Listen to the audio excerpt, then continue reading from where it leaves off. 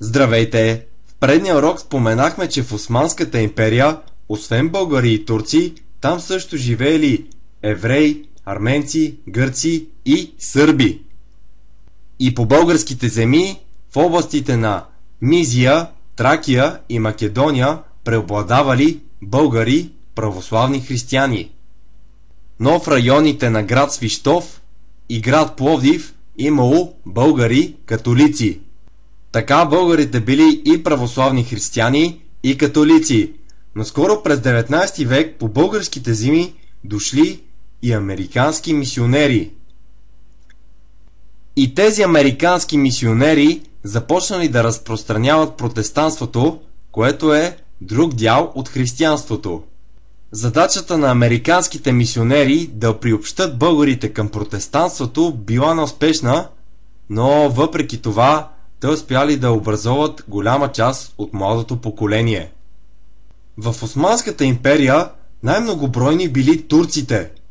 И тези турци, знаеме, че тяхната религия е исляма. Имало и българи, които вярвали едновременно и в исляма, и в християнството. Евреите пък изповядвали юдаизмът, а пък арменците, сърбите и гърците вярвали в християнството. Също така имало и цигани в Османската империя и те също като българите вярвали ту някой в исляма, ту някой в християнството. Дори из книгата "Пътувания по България" от Константин Яречек, той през 1819 година казал, че в Пловдив имало общо 15 махали, което означавало квартали. И от тези 15 махали 11 били турски.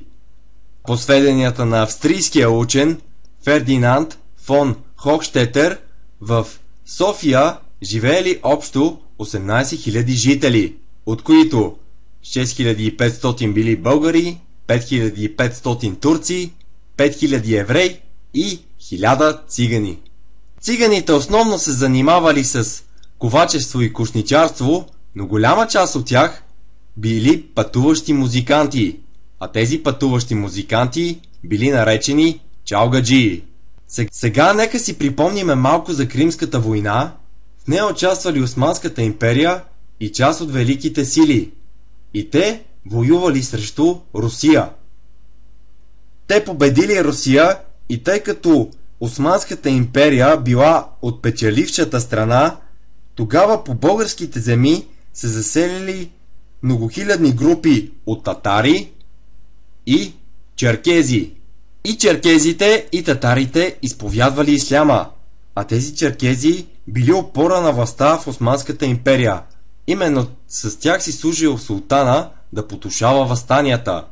И тъй като били многохилядни групи, те така малко злоупотребили със своята сила и започнали да ограбват българите. Така те създали притеснения за българското население. Както знаеме, на седмичните пазари се събирали хора от всякакви етнически групи, като българи, турци и евреи. Освен всякакви етнически групи, имало всякакви религиозни групи, като християни, мюсюлмани и евреи.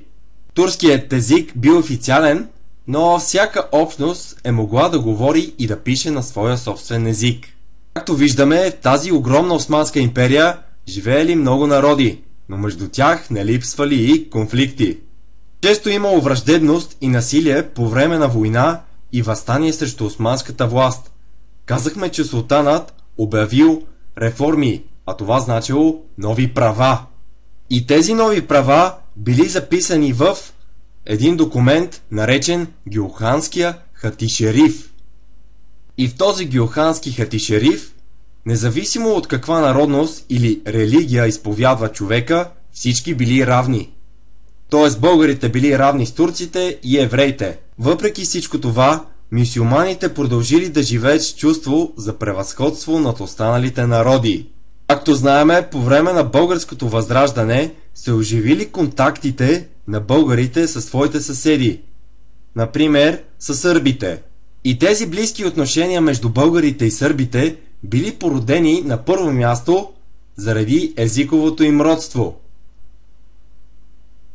Другото, което ги свързвало, е, че по-голямата част от двата народа изповядвали християнството и, не на последно място, и двата народа са искали да отхвърлят чуждата османска власт. Някои българи напускали родината си и отивали на север от река Дунав към Влахия и Молдова. И тези хора, които напускали родината си и отиват в чужда държава да живеят, се наричат емигранти. Някои по-заможни българи отивали да учат в Австрия, Великобритания, Франция и Германия. И от тези образовани българи зависело бъдещето на целия български народ. Така българите продължили да живеят в Османската империя и установили добри отношения с балканските си съседи и европейските държави. Така в периода на българското възраждане много българи замогнали и скоро започнали да се организират борби за национално освобождение. И хората били пробуждани от велики българи като Паисий Хилендарски и Софроний Врачански. Но всичко това очаквайте в следващия урок.